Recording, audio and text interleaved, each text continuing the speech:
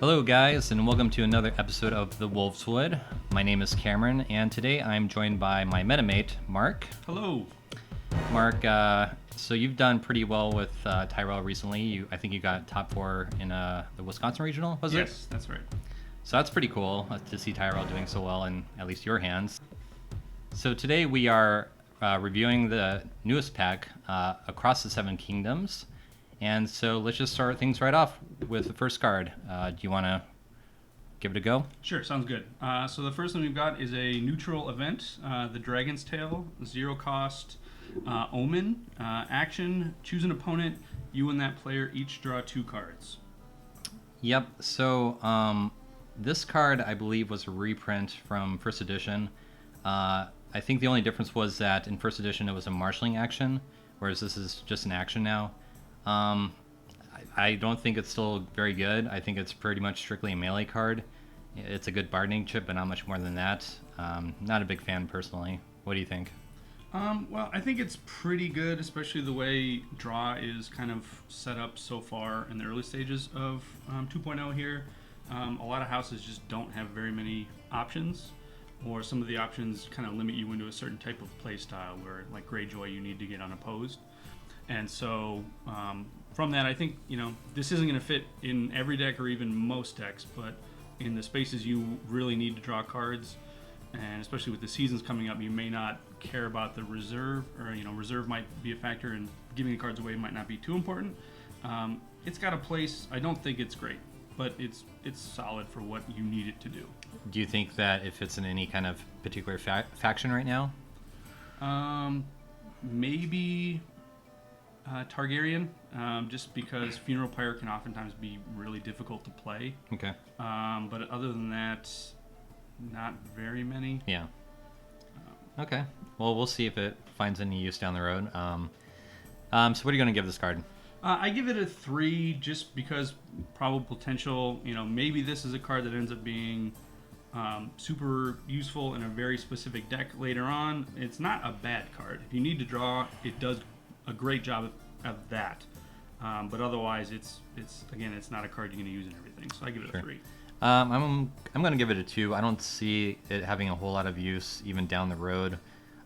Maybe people will find something to do with it, but for now, I just don't see it. So let's move on to our next card.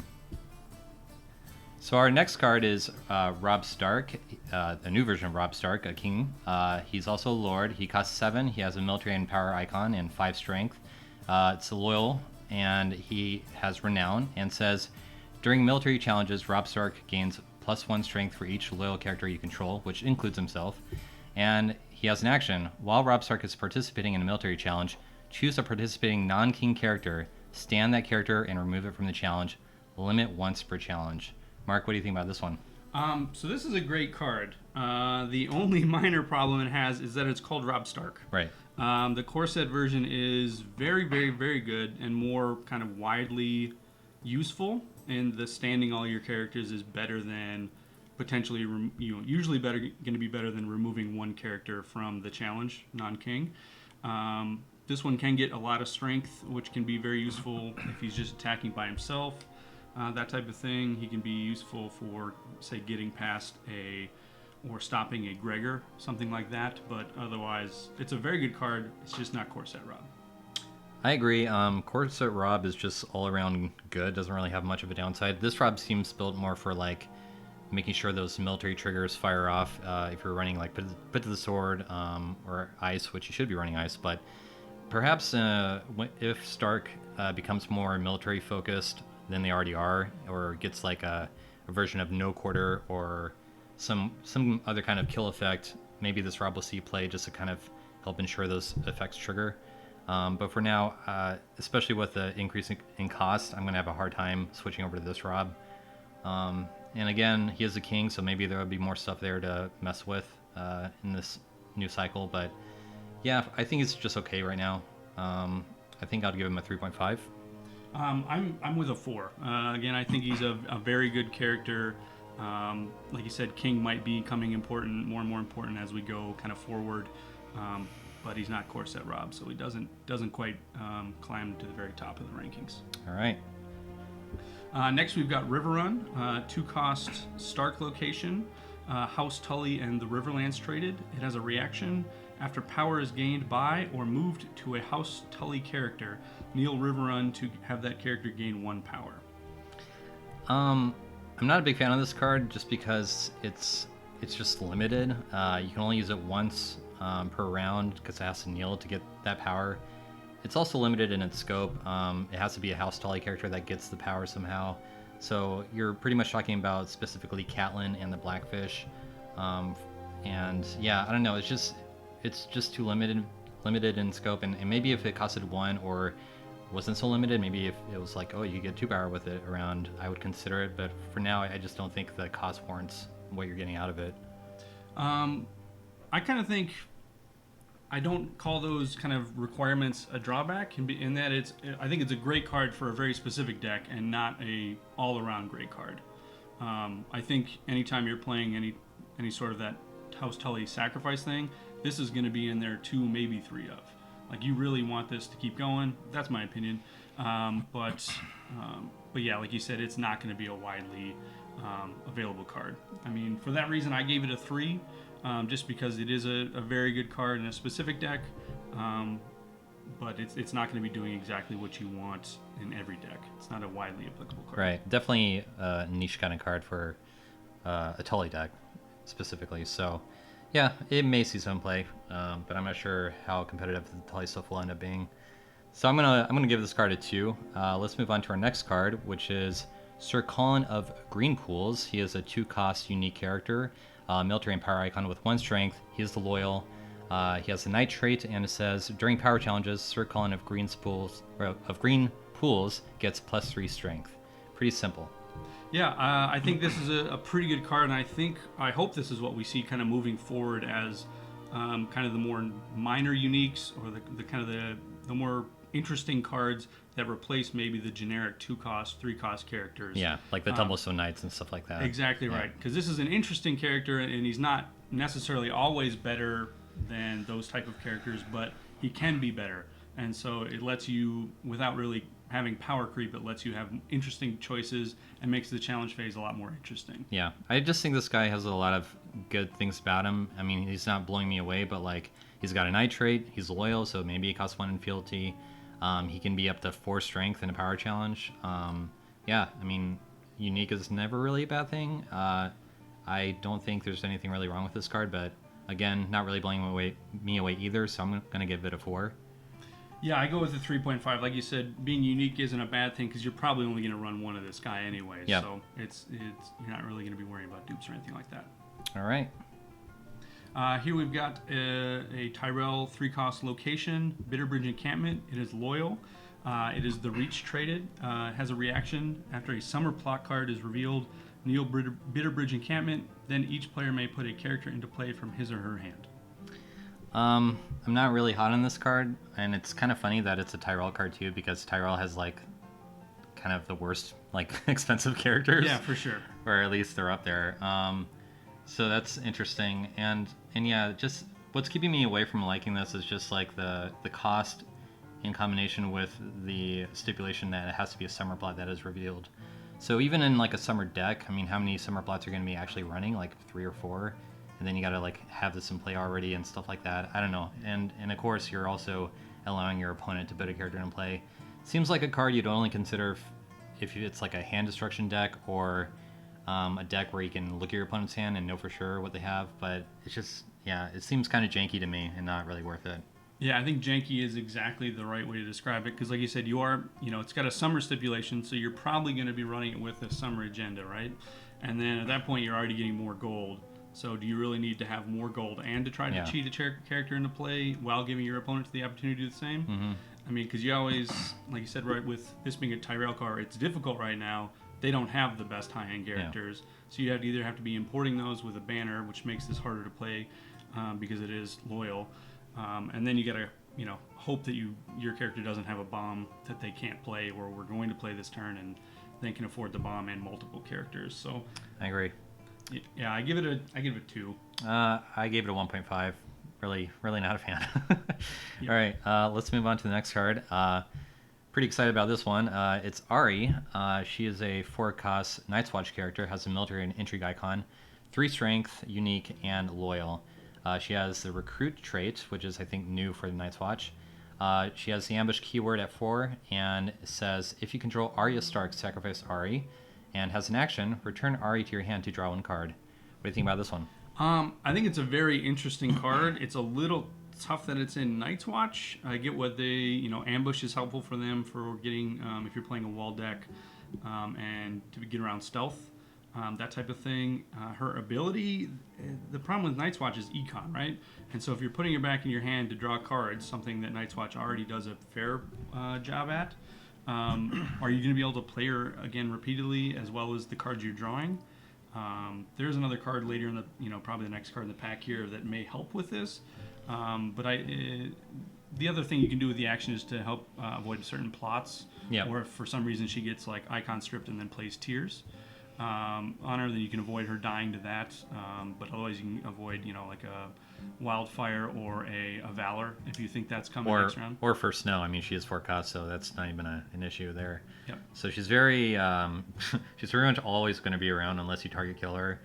I mean, I like her a lot. She's similar to the Hound, but you can actually control when she pops out, which is nice. And her popping out also gives you that card draw, which is really good. It's true though that her being in Night's Watch is kind of the biggest issue because they just don't have the gold for it. So I think, if you really want to use her to her best ability right now, you'd probably want to ban her to like the Lion and get that Tyrion gold fuel Ari. But I don't know. I like her a lot. What are you gonna give her? I give her a 3.5. I went a bit higher. I'm gonna give her a 4.5. So Ooh. Yeah, I really like her a lot. Like you mentioned, the ambush is good for keeping that wall up because they have to declare stealth before ambush. And yeah, I don't know. I just don't see the downside here. So, all right. Up next, we've got a 3-cost unique Night's Watch location. It is Loyal, the White Tree. It's contested in the north. As a reaction, after an opponent collects income, kneel White Tree to move 1 gold from that player's gold pool to your own. I feel like if this was 2 costs, it would be great, and I would be just loving it. But at 3 costs, I feel like it's going to be only for a specific kind of choke deck, which doesn't exist right now, but could exist. And with like Kings of Winter, meager contribution, and this card, you're talking about taking a lot of gold out from your opponent. So yeah, in that kind of deck, I could see it finding a home, but I don't think you're just going to run this in any old Night's Watch deck. And yeah, I think the reason because of that is just the 3 cost. I think that's a lot for it. Sure. I think this might be more impactful than that. I kind of almost relate it to kind of like the Arbor, where it's very good if you get it on setup or the first turn. A lot less so if you draw it later in the game. And it can help power your econ. And especially for Night's Watch, like we were just talking with Ari, it can be a struggle sometimes. And then, like you said, combine this with the event that does the same effect, meager contribution. Yeah. Then you can make some impactful swingy plays, but it is a lot of what if. Like, if I get it early and if I have some meager contributions in the first couple of turns, then I can make an impact. Yeah. But otherwise, is it going to be all of that? I hope so. I kind of want Night's Watch to have a signature location like this that, maybe isn't the wall. Maybe this does lead to a different deck type where it is like, you need to be giving us more of your resources, thematically. You need to help out the wall. Yeah, because like everyone who's been watching the show or reading the books, the whole, usually the thought is there, help the wall. Right. And everyone's kind of ignoring it. And so, I gave it a 3.5 on the kind of the hopes that it kind of turns into something. And I feel like it can be a high impact location if you do get it early in the game, but it isn't always going to do that. Yeah. I'm going to give it a 3. I think your comparison to the Arbor was pretty on point, and in that, if you get it early, sure, it can be big, but if you get it late, it can kind of just be a dead card, so all right, let's move on. Next up, we have White Raven. Is a 2-cost Baratheon character, has a power icon, 1 strength, is not loyal, and has the Raven trait. Also has a forced reaction. After you lose a power challenge, sacrifice White Raven.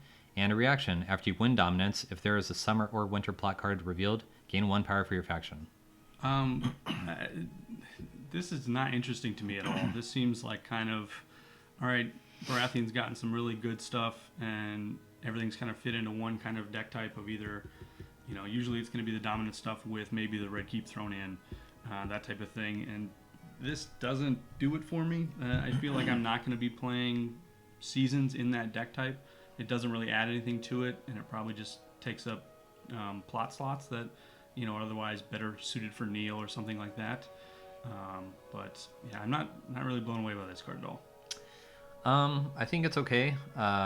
It's just more like passive power gain for Bara, which they already have a lot of, doing like Gendry and Painted Table and stuff like that. And it just creates pressure for your opponent. I think we're getting more season plots, so maybe you can go more season heavy in Bara with stuff like this. We'll have to see, but I think it's solid. I'm not excited about it either. I don't really like this direction Bara has been taking, but I think it's a fine card. I'm going to give it a 3. I give it just a 1.5. The other big thing for me is how often is this going to make it to the dominance phase, right? And, it's got a force reaction on it that makes it sacrifice itself if you do manage to lose a power challenge. And then as a 2-cost, 1 strength power icon character, how often is it going to be your claim fodder? I think it's going to be pretty often if you lose the military challenge. But I don't think that's such a big deal, though. Right. I mean, it has the potential to give you the power, but otherwise it's just a chud, and there's better chuds. All right. Let's move on. All right. We've got Ruby of R'hllor. It's a 3-cost attachment. Baratheon, non-loyal. Item, R'hllor. It is attachable to a R'hllor character only. As a reaction, after you win an intrigue challenge in which attached character is attacking, name a card. The losing opponent reveals his or her hand and discards each card with that name. What do you think? This card sucks. I'm with you. Yeah. The only good thing about this card is that it's a roller card. Everything else about it is terrible. It costs too much. It is only for roller characters. It's only after you win an entry challenge as the attacker player, and you have to name a card. I mean, it's just there's so many stipulations and things that just, it's like, would you play this over Lightbringer or even the Warhammer? I don't know. Just not a fan at all. Too many restrictions, and I think there's only 5 characters in the game right now you can even attach this to. Yeah, Soule, Smell, and the Fiery Followers. Yep, I believe that's it. Yeah. So yeah, your targets are very limited. It costs 3, which is a heck of a lot for an attachment. And then like you said, it may with control being as rampant as it kind of is right now, either with the icon control or Neil. How often is this character just not going to be in a challenge? Yeah, I mean, for a 3-cost attachment, I want something like Ice. I want something that's going to dramatically do something, or Seal the Hand even. It's something that has a profound impact on the board, and this is just win more, right? Well, maybe. Yeah, and you may whiff and not discard anything, and it's always nice to know your opponent's hand, but usually you want to know that at very little cost to yourself. Yeah. So not much more to say. I'm going to give it a 1. Yeah, 1.5 for me. I should probably give it a 1. You're right. It's not good. This isn't good. Yes. It's real bad. You've won me over. Sweet. It's bad. All right, let's move on. Next up, we have a Lannister character, Janos Slint. He is unique, 5-cost, military and intrigue icon, 2 strength. He is loyal and has a mercenary trait and the intimidate keyword, and it has an action. Pay 1 gold to give Janos Slint +2 strength until the end of the phase. And I think this is a decent design here in that if this was in any other house, I think this would be a really bad card. But because it is in Lannister, it can be very good. Intimidate's always solid. You can always have a Jaime or the Mountain, the Hound, Braun even. There's a lot of high strength guys in Lannister with military strength that can help you get this challenge through and intimidate the most important character on your opponent's side of the board. It's not going to take much. Lannister's best icons are military and intrigue, so even, you throw a couple other characters into the challenge, you have Tyrion's stealth, or this guy's going in with the Mountain even, and it's maybe you don't even need to trigger that action. Or you've got, and if you do have Tyrion on the board, you can give him +4 just from Tyrion's trigger. Yeah. So then all of a sudden you've got a 6 strength guy with Intimidate, and you're stealthing someone else. Exactly right. So it can get real nasty. yeah, it's also kind of nice that he's loyal too. Just maybe he costs 4 instead.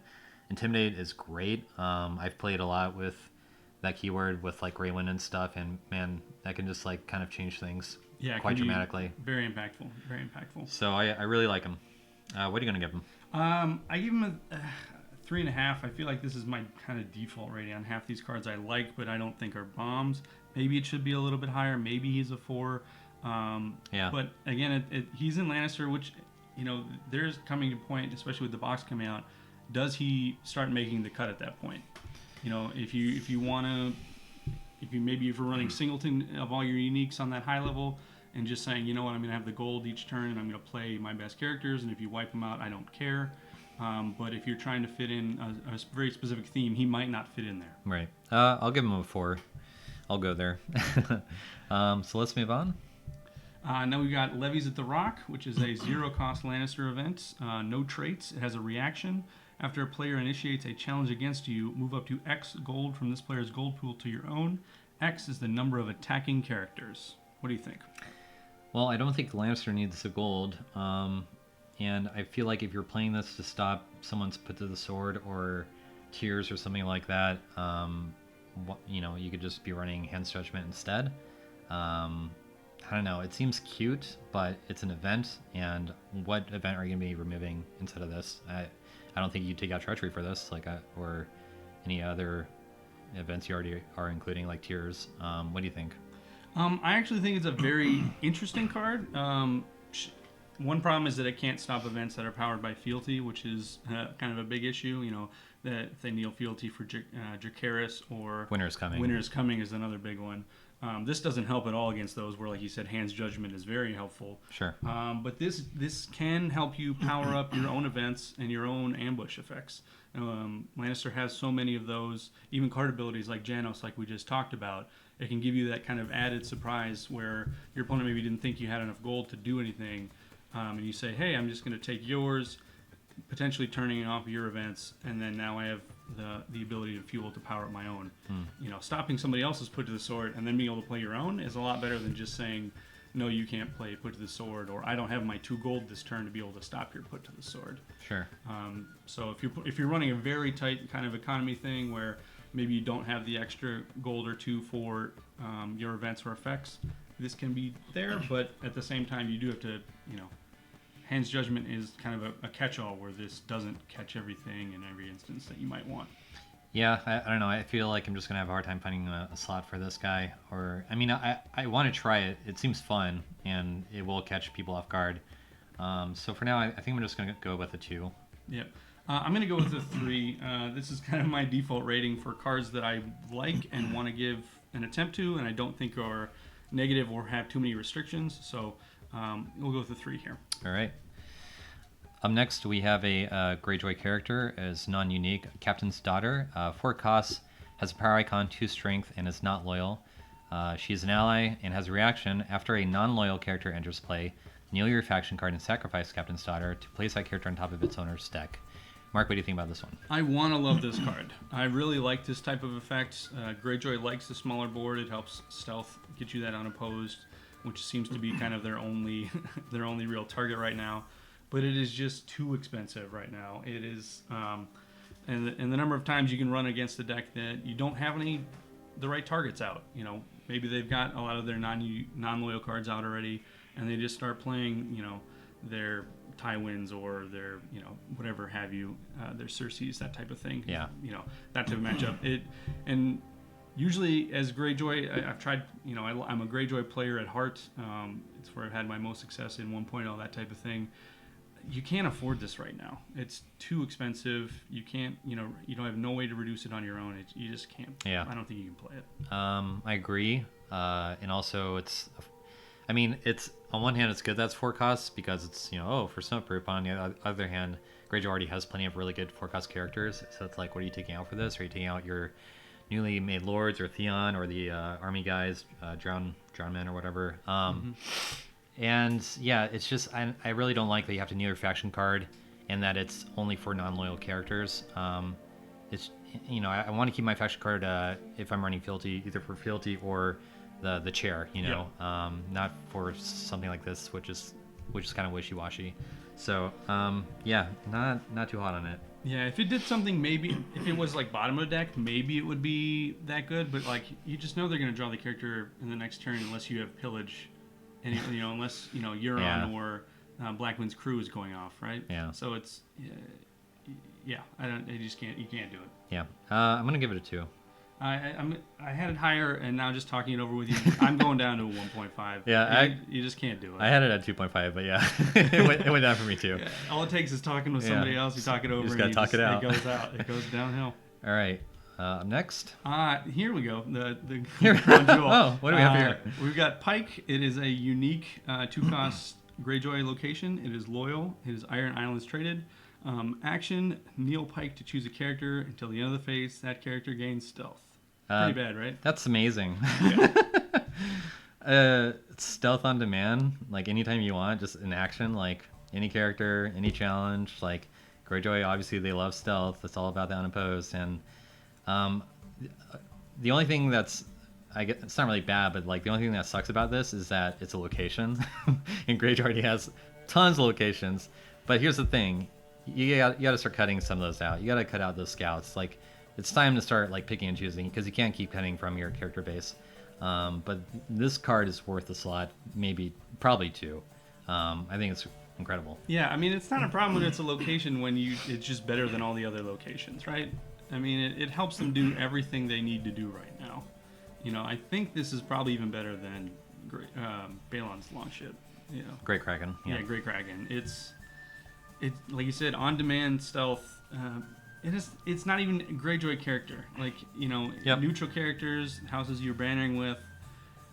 You can do. It's just so good. Yeah, it's really good. It's so good. It's going to be at least a 1 of in every Greyjoy deck until this cycle rotates, I think. I think so. Unless they get some weird janky build where there's like unopposed doesn't matter anymore, which is not going to happen. It just doesn't fit the house. It's all about those opposed challenges now. Yeah, this is a 5. It's a 5.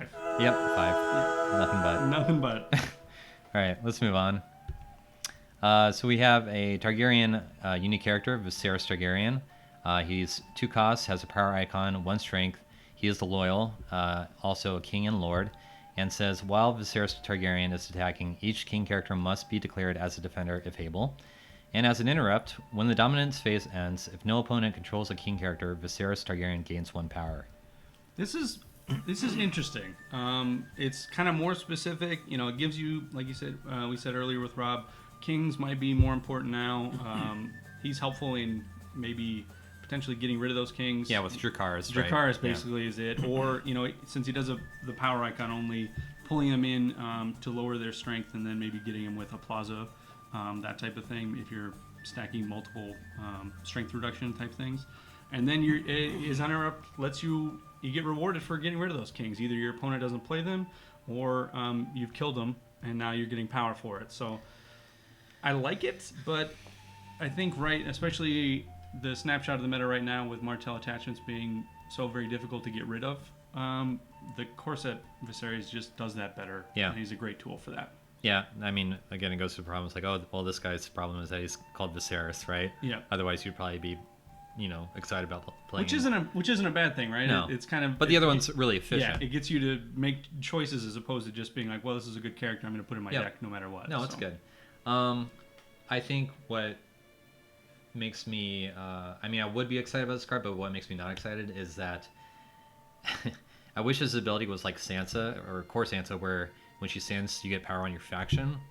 He gets power on him. That's true. So like, if you have ever played with the Knight deck, right, or the Knight Rush deck with like Turning for the King or whatever, or Lady Sansa's Rose, you've been playing that card. Those Knights will get the power directly on them, and they'll go real fast in like a Wildfire or First Snow. And this guy's the same way. Yeah. You're not going to keep this guy over like Killjoy or Dany. Yeah, he's not an impact. Or their bomb characters. And this is also a slow kind of power game. It's only once when your dominance ends. And so I really wish that power went on your faction card. I think you'd definitely see play if it did. But because it goes directly on him, it makes that power really vulnerable. And I'm not really sure if it's even worth including at that point. So, sure. Yeah, the power going on him is maybe not the end of the world, because he can be easier to take care of, but yeah, it's a less of a high impact character that, like you said, Wildfire, you're not going to keep him around. I'm gonna give him a 2.5. I mean, he's still fun, and I want to like try him out, but I don't see him being super great. Yep, I'm with you on that. 2.5 is about right. Like you said, I think he would be a 3 or maybe a 3.5 if you put the power on your house. But yeah, since it goes on him, and he is either vulnerable to maybe burn effects, that type of thing. Yeah. He just isn't. Even Grey Wind just it chomps him and your power's gone. Right, it's not good. So yeah, I think 2.5. He may have there's certain decks he may have a piece, and if we get more viable attachment control in general, the value of the other Viserys goes down. So that in retrospect, this one kind of evens up or goes up at that point. Sure. Right? So all right. This is going to be tough. I'm not sure exactly how to say this. Shirakia? Yeah. We'll go with that. All right. Sure, It's a good. 0-cost Targaryen event. It is Omen traded. It has a reaction. If you win a power challenge by 5 or more strength, kneel your faction card to choose and stand a participating character. It's just one too many stipulations there, I think. I don't know. Yeah. Like, Targaryen events are already kind of at a premium, right? Like, you got to kind of pick and choose between, like, what's the one where you draw cards now? Funeral Pyre. Yeah, you got that. You got the one where you can bring back dragons. You got Dracarys. You already have all these events, and it's like, I don't know, man. Like, I feel like people are going to use this in like janky banner decks to stand other kind of characters.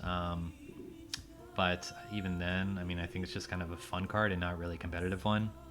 What do you think? Yeah. It's got, like you said, one too many things, right? It's got a certain challenge type that the character has to be participating in, so that basically they have to have a power And win by 5. icon. Yeah. Then you got to win by 5 or more. Then you have a faction kneel, and you're already spending a card, and then you get to stand a character. So it's like, maybe not the faction kneel.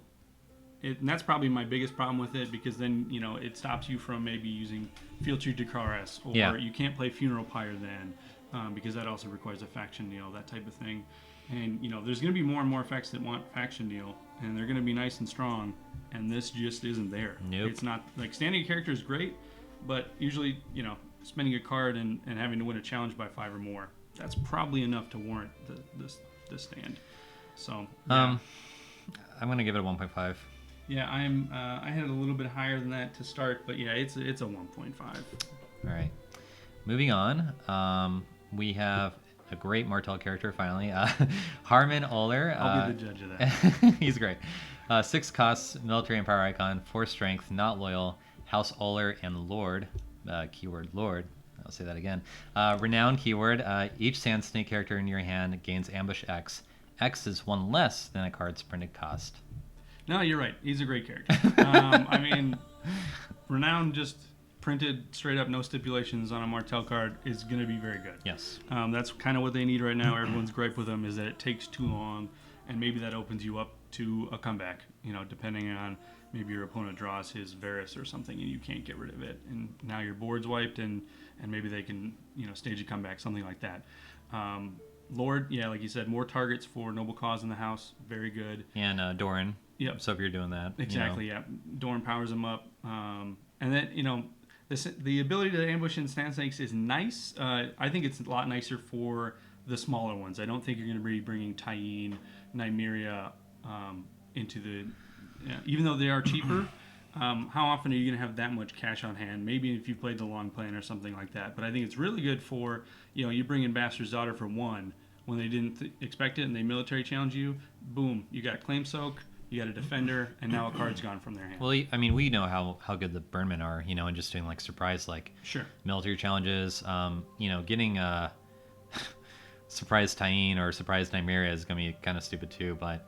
this is not limited. You can just ambush away to your heart's desire, and everything costs 1 less. Period. So in a way, he's Fiza Martell. He has a great trait. He has renown, and he's also in a way some economy for you too. So, really great. I think. Yep. What would you give him? I give him a 4.5. I'm right there with you. I'm tempted to give him a 5, but it's not like.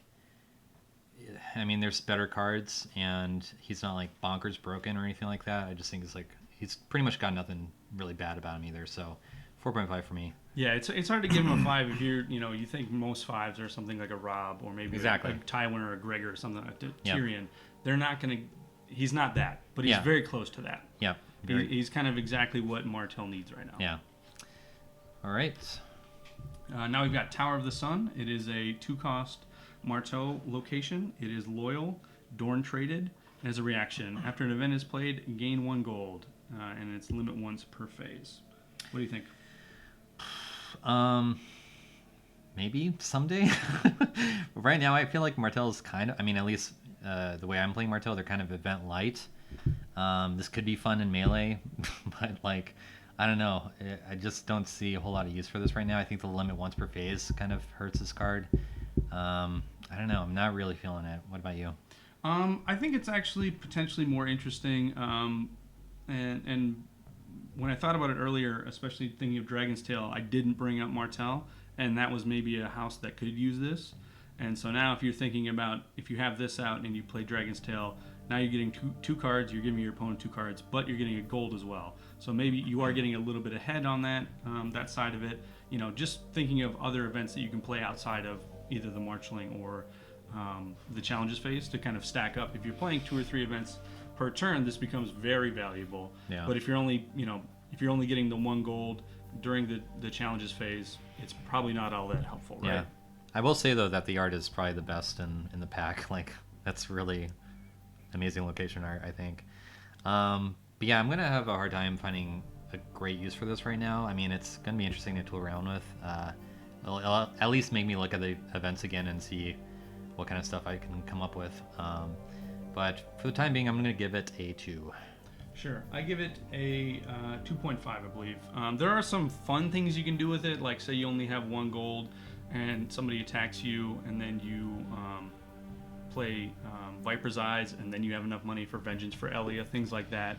You can do some weird fun stuff, but again, that's not always something you can expect to have happen, that type of thing. But so moving right along, jeez.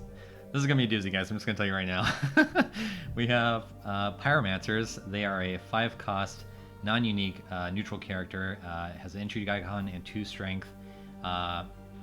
It's an ally, and as a dominance action, you can kneel Pyromancers and discard 1 power from your faction card to choose a non-limited location and discard it from play. I'm willing to go out on a limb here. This is absolute trash. Yes. I'm willing to eat my hat later on if I'm proven wrong. You're putting your reputation on the line right here, right now. And yeah. What it is, as much as my reputation is, I'm willing to do this. 1, who can afford this? 2, why wouldn't you just try to play Put to the Torch? Yeah. It's a lot easier to fire. Or, the other option, just banner Greyjoy and play, the newly made Lord. Mm-hmm. Try to do that. To me, trying to do that and hoping you draw it is better than hoping you draw this and play it and can keep it alive and standing to the dominance phase and then discarding a power from your faction. Oh my god, no. No, just this, 100 times no. This literally actively makes you lose the game, because think about how hard it is to play a character like Ciri, right? Mm-hmm. It's 5-cost neutral, it's not a Lord, you can't easily reduce it. You probably need a King's Road to play it, right? This is even worse because unlike Ciri, who can help you win a lot of challenges actually, this guy pretty much has to stay standing the whole challenges phase. Hopefully he doesn't get killed. And then if he does, make it all the way to dominance. I mean, your opponent will see this coming a mile away.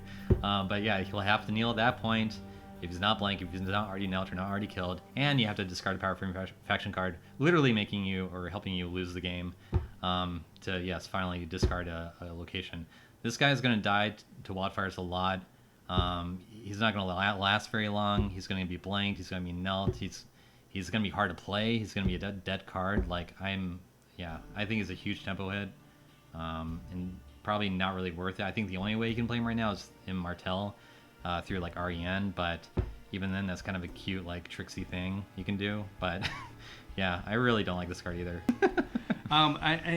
The only minor things is that it's one of the few ways to get rid of the Wall or Winterfell at this point, but barring Put to the Torch. But how often, especially early game, maybe you're just man, I really need to get rid of that Winterfell. How often are you going to have power on your house? Yeah. The way Stark is playing right now, they're really trying to keep power heavy with Eddard and that type of thing, making sure they do challenges and racking up power.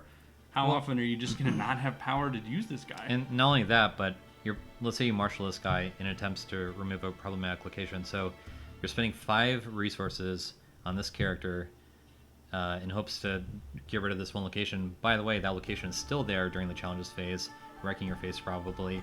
And in the meantime, your opponent has marshaled a character who can probably actually do challenges and, help, win the game. So I just think it's a huge tempo hit, and I don't think I'm ever going to play this guy, to be honest with you. Yeah, I think you mentioned the only time you'll ever see play is like maybe if Arya sneaks him into play. Yeah. And that's probably about it. Or maybe Bitterbridge Encampment, Cameron. I mean, two cards we didn't love. Maybe they come together and make just a glorious pair. Yuck. But no. But no. I just can't see it. Yeah, it's been kind of controversial on the forums and whatnot, but I think I'm definitely right with you here. I'm gonna give this a 1. I don't like this card. Yeah, it's All right, moving right along. All right, we've got the Reigns of Autumn here. It is a 4 gold, 3 initiative, 1 claim plot with 6 reserve. It is neutral. It is omen traded, and text says characters and locations do not provide positive gold modifiers. I don't think this really does enough. Maybe it feels like 5 gold, or maybe even 6. Maybe that could be kind of crazy, but I think the only like reason I guess you could run this now is if you combo it with like Ranger's Cash or the Long Plan, to just be like, oh, look all this gold I have and you don't, blah blah blah. But like, it's just, that's a cute thing you can do. And are you really gonna dedicate two out of your 7 plots to maybe pull that off? And like, I got you. I don't know. To me, it's not really, doesn't really look so hot. Yeah, I think you read my notes, because right here it says doesn't do enough, and that was the first thing you said. Yeah. The base stats don't, if you don't hit something like a really impactful play, and the only one of those I can really see is like maybe, clearing out Tywin first turn, so he's not giving +2 gold, or, if someone, set up the Arbor, something like that. Those are like the only 2 cases that really makes any sense. And, again, with the Arbor, especially if they've played a couple of pleasure barges or something like that, and they're relying on the Arbor to clean that up. And so maybe third or fourth plot, you can force a Tyrell player to having little to no gold. Mm-hmm. But, maybe in the future that's going to be important. But right now you're not worried about Tyrell in a competitive environment. I think this is for a specific kind of choke deck down the line with like maybe Kings of Winter. If you're playing that Night's Watch location, or you're doing the meager, and you're taking not only their printed gold, but using those other effects to take that only gold they have from them. Sure, okay, and that's a very specific kind of deck, but not a whole lot of use otherwise. I'm gonna give it a 2.5. I give it a 2. One thing maybe thinking about is it's not a bad, it's kind of not a great counter, but it's an okay counter to Valor. Because they're sitting on 2 gold, and so they're usually hoping for their gold bonuses. Sure. But with the 0 cost reducers, like if someone has 1 or 2 of those out, the impact of this is really less impactful. Agreed. So yeah, it doesn't do it for me. All right. Up next, we have Varys' Riddle of Plot. Has 5 gold, 6 initiative, 1 claim, is a riddle and scheme. First riddle has 7 reserve, and says, when revealed, initiates the when revealed ability on a revealed non-riddle plot card as if you had just revealed it. Wow, that's revealed a lot. All right. This is what you want off a toolbox plot. It's got the stats to back it up. If you don't hit something that you want, it's still a 5/6/1 with 7 reserve. Yes. Which is a heck of a plot. But you can hit, there's a lot of good things you can hit, and there's only, I think, 1 bad thing that you can hit right now. And that would be maybe Pentoshi, where you're giving them 13 gold. But a lot of the other ones are like interrupts or forced reactions. I don't know if this wouldn't trigger that, like a sacrifice to the 7, whatever that plot is, the 7/7/1. Fallen from favor. Yep, that's the one. But this is really good. It can help you, say maybe you're behind on the board, it can help you as a good defense for March Against the Wall. If you've only got 1 character and they're thinking about marching them, and they've got only 1 chud, but like 1 or 2 good characters, boom, all of a sudden you're taking one of their good characters with you because you're triggering March again. That type of thing. You can, get rid of an attachment if they're doing confiscation. You can kneel a character if they're doing, what's the kneel plot? Help me out here. Filthy. Yeah, that's the one. Filthy accusations. You can, like get summons, building orders. Yep, exactly. And it can act as a tool plot against those, and then also heads on spikes. Yeah. Those are kind of the only big targets. Or valor when it comes out if they're doing an offensive valor. Exactly. Yeah. That's a great point. Yeah, I think it's going to be an interesting plot. You're not going to see it very much, but it can definitely mess you up. Yeah, the double march thing is definitely probably the most prominent use for it right now. But yeah, I'm just going to give it a 3.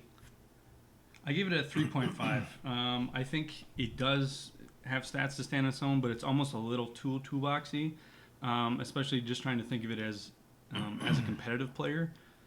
The second somebody finds out that you're playing this at a tournament, it kind of loses some of its impact, I think. And by the end of a tournament, if you're doing well, most people are going to know what's in your plot deck. Sure. Just because that's how things work. Yeah. Not necessarily saying that's right or I like it, but people talk, and there's no getting around that.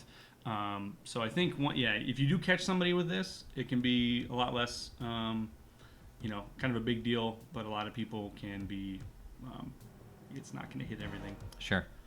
So I think that does it for this pack. What did you think about these cards overall? I think there's a lot of very situational and maybe not terribly overly powerful cards, which is actually good. And we don't necessarily need more bombs right now. But I don't know that it does a particularly great job of fleshing out or even adding more to a lot of other houses. Harmon is a great card, really helpful for Martell. Yeah. Pike is going to help a lot. So yeah, let's go over what are the best cards we think out of this pack. So Harmon and Pike. Harmon and Pike. Rob is very good, but it's going to be hard to see if he sees play, right. That type of thing. Ari's pretty good. Yeah. Janos is pretty good. Yeah. I don't think Tar got cards that are very widely viable. I don't think either of the plots are going to see a ton of play. I think Barra kind of got some pretty bad cards, actually. I'm fine with that. Their build is good, and they've gotten some pretty good cards, even if they're kind of situational like Barristan lately. Yeah. It's not. They don't need great cards right now. Yeah, it's a bit of a mixed bag. Like I said, Targ, that event was not so great, however you pronounce it. And yeah, Pyromancers, I think, is a very underwhelming card. Talked about a lot, but I think people are going to play with it and be like, oh, this is actually pretty bad. Yeah. But yeah, I think there's a few standouts here. I think there's some duds, and that's kind of, more or less what you should expect from a chapter pack, is kind of a mixed bag of things. So, well, thanks for joining me tonight on discussing this pack, Mark. No problem. Thanks for having me. Yeah. So we'll see you guys next time on the Wolf's Wood. Gotta say winter's coming. What? It's the sign off of the podcast. All right, I'll redo it. Well, you can say. Or you can just say winter's coming. Like, it's just something Okay. to say. So we'll see you guys next time on the Wolf's Wood. Winter's coming. Brother. I'm doing that in. All right. Cool. That was really good. Not a lot of goof ups at all, actually. You're gonna have a lot more editing this time, though. Sorry. What? You're gonna have to have. Oh, that's easy. Yeah. I'm not used to hosting.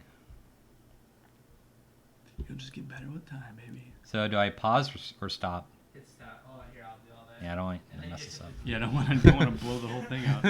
Delete.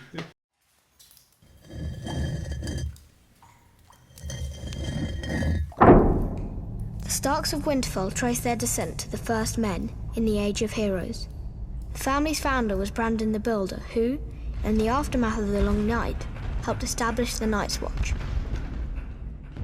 He went on to build the ancestral seat of Winterfell and reigned as the first king in the north. Much like their sigil, the Grey Direwolf, House Stark is the stuff of legend in the north and throughout the Seven Kingdoms. And their family words, "Winter is coming," serve as a reminder of their beginnings in the wake of the long night and a grim portent of things to come.